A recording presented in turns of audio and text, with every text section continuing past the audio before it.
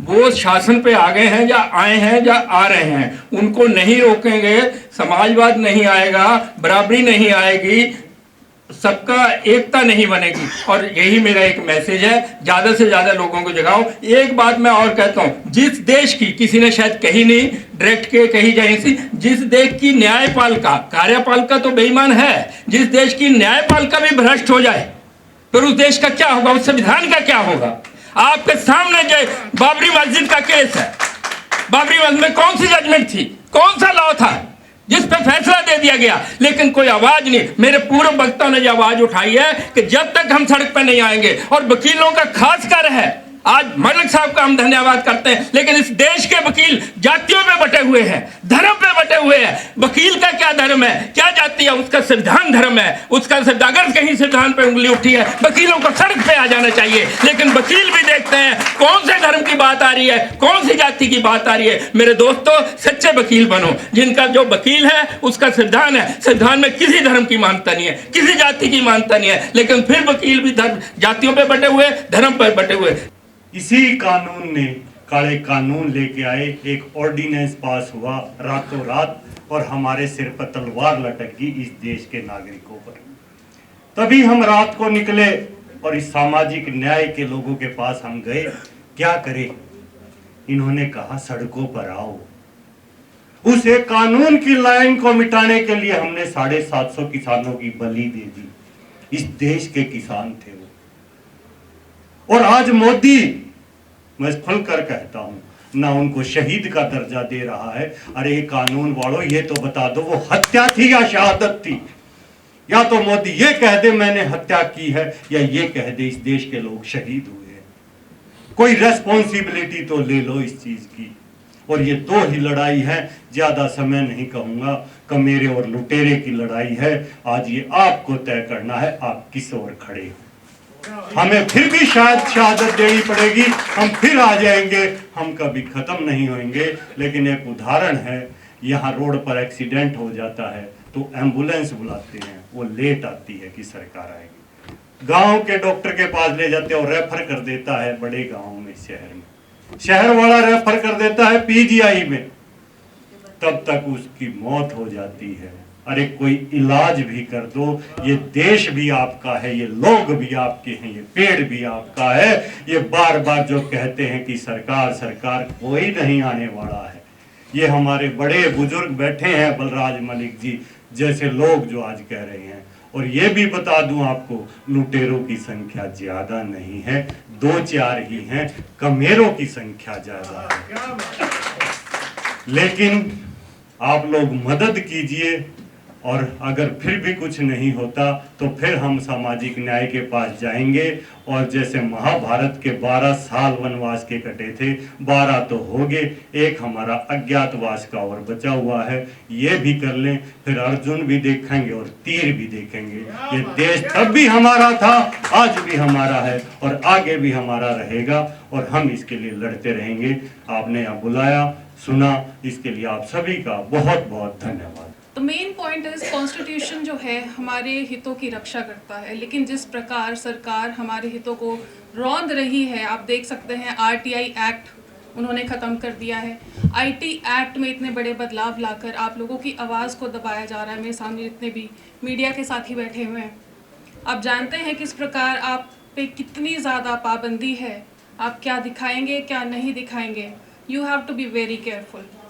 तो कुछ ऐसी बातें हैं जो मैं इसमें ऐड करना चाहूँगी। 15 से 18 तारीख तक, अभी अप्रैल में, संविधान में बदलाव होने वाला है, और वो है महिलाओं के हकों को लेकर, परिसीमन को लेकर, और जो महिलाओं को 33% का जो रिजर्वेशन का टुकड़ा दिखाया गया है उसको लेकर बदलाव होने वाला है। तो आप सभी एक्टिव हो जाइए, खासकर महिलाएं, because we have to fight now on the streets for our rights. Thank you. हो गई है पीर पर्वत सी पिघलनी चाहिए, हो गई है पीर पर्वत सी पिघलनी चाहिए, इस हिमालय से कोई गंगा निकलनी चाहिए। मेरे सीने में सही या तेरे सीने में, मेरे सीने में सही या तेरे सीने में, हो कहीं भी आग तोए आग जलनी चाहिए। सिर्फ हंगामा खड़ा करना मेरा मकसद नहीं, सिर्फ हंगामा खड़ा करना मेरा मकसद नहीं। मेरी तो कोशिश है कि सूरत बदलनी चाहिए, सूरत बदलनी चाहिए। दोस्तों, ये संसार परिवर्तनशील है। समस्याएं का इलाज समय समय पर करना चाहिए। इस समय बाबा भीमराव अंबेडकर ने जो संविधान बनाया, उस समय परिस्थितियां और ये इस समय की परिस्थितियों में थोड़ा थोड़ा परिवर्तन होता आया है। अब यहाँ पे हमको, आपको, भाइयों को, बहनों को और ख़ास करके नौजवान पीढ़ियों को हम आह्वान करते हैं कि आप लोग आगे आएं और ये जवाबदारी अपने कंधे पे लें और पूरे समाज को, जो भी जिसके पास दो ही ग्रुप है यहाँ पे, एक हैव नॉट, ये इस तरह से जो बनता जा रहा है, जिसके पास नहीं है तो कुछ भी नहीं है, जिसके पास है और अकूत संपत्ति है। तो आप लोगों को आगे आना है और इस समस्या का समाधान करना है। मैं इस पर बोलूँगा, भारत माता की धन्यवाद। मैं पुणे महाराष्ट्र से आया हूँ और मुझे पढ़ने का बहुत शौक़ है। मुझे अंबेडकर का पूरा चरित्र मैंने पढ़ा है और उनके विचारों का प्रभाव मेरे मन पर बहुत पड़ा है। मैं मानवता ये सबसे बड़ा धर्म मानता हूँ और अंबेडकर ने हम सब लोगों के ऊपर बहुत बड़ा उपकार किया है ये संविधान लिखकर। और उन्होंने ये भी कहा था कि संविधान से अगर अच्छे लोगों के हाथ में पड़ेगा तब अच्छा हो जाएगा, लेकिन बुरे लोगों के हाथ में पड़ेगा तो सबका बुरा हो जाएगा। तो संविधान कौन इस्तेमाल कर रहा है तो इसके ऊपर बहुत ज़्यादा डिपेंड रहता है।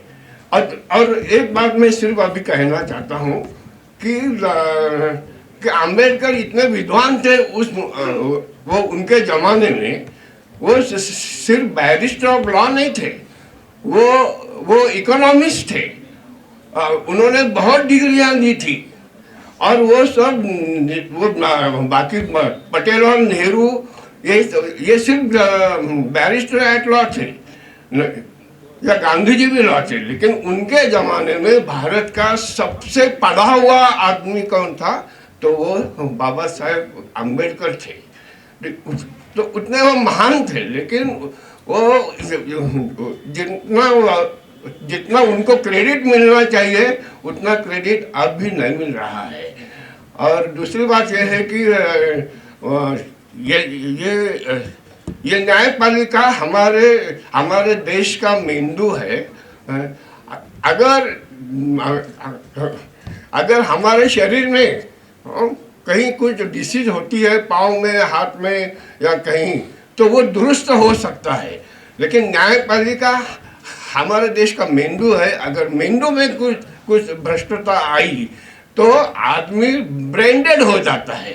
तो आज अपना जो देश है वो ब्रेंडेड के हालत में है और उसे सुधारना बहुत ही जरूरी है। तो आप सब लोगों ने भ्रष्टाचार के विरुद्ध लड़ना चाहिए, ये मेरी आपको प्रार्थना है। धन्यवाद।